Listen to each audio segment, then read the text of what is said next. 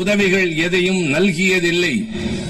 இருந்தபோதிலும் நாங்கள் ஆட்சி நடத்துகிறோம் என்பதை விளக்குவதற்காகவும் இந்த ஆர்ப்பாட்டம் நடைபெறுகின்றது. அதே நேரத்தில் இங்கே எல்லாரும் எடுத்துச் சொன்னதைப் போல ஒரு அரசாங்கத்தினுடைய வரவு செலவு அறிக்கை என்பது அந்த மாநிலத்திலே உள்ள ஒரு மாநில அரசாக இருந்தால் மாநிலத்தில் உள்ள அனைத்து பகுதிகளுக்கும் அனைத்து பிரிவினருக்குமாக இருக்க வேண்டிய ஒன்று.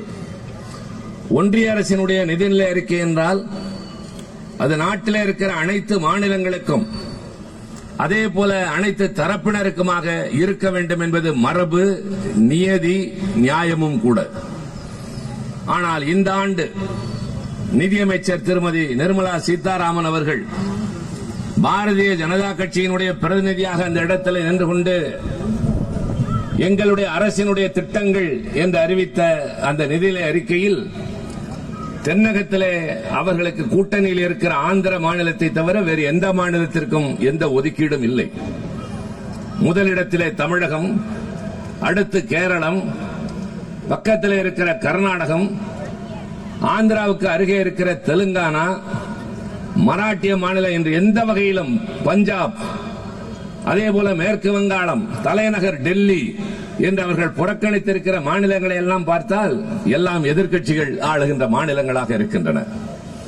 ஆக தங்களை ஏற்றுக்கொள்ளாத அல்லது தங்களுக்கு மக்கள் வாக்களிக்காத பகுதியில் இருப்பவர்களை நாங்கள் வஞ்சிப்போம் என்ற காழ்ப்புணர்ச்சியோடு இந்த நிதிநிலை அறிக்கை தரப்பட்டிருக்கின்றது. ஆனால் நினைவுபடுத்துகிறேன், ஆட்சிக்கு வந்த உடனேயே நம்முடைய தலைவர் தளபதி அவர்கள் என்ன சொன்னார்? எனக்கு வாக்களித்தவர்களுக்கு மட்டுமல்ல, வாக்களிக்காதவர்களுக்கும் சேர்த்துதான் இந்த அரசு நடைபெறும் என்று சொன்னாரே, அது பெருந்தன்மை. அது ஒரு தலைவனின் அடையாளம். தமிழ்நாடு பாரதிய ஜனதா கட்சி தமிழ்நாட்டிலிருந்து பின்னங்கால் பிடரியிலே படுகின்ற அளவிற்கு ஓட வைத்திருக்கின்றது. அது தாங்க முடியவில்லை. இந்த பகுதியிலே தான் அவர்கள் ஒட்டுமொத்தமாக எல்லா இடங்களையும் இழந்திருக்கின்றார்கள். இந்தியாவில் வேறு எந்த மாநிலத்திலும் எதிர்கட்சி என்பது ஆளுங்கட்சியை மீறி இப்படி முழுமையாக, ஏன் அவர்களே பாரதிய ஜனதா கட்சி கூட எந்த மாநிலத்திலும் முழுமையாக வெற்றி பெற முடியவில்லை. திராவிட முன்னேற்ற கழகத்தின் தலைமையில் அமைந்த கூட்டணி ஒன்றுதான் அதை சாதித்து காட்டியது.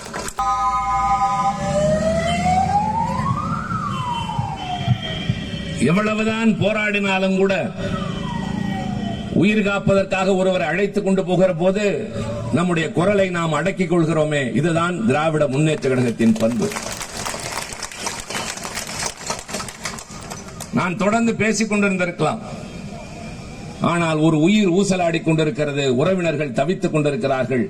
நாங்களும் அத்தோடு சேர்ந்து அந்த உயிர் பிழைத்து நல்லபடியாக வர வேண்டும் என்ற உணர்விற்காகத்தான் நாம் அனைவரும் இப்போது உரையை நிறுத்தி அவர்களுக்கு வழி கொடுத்தோம்.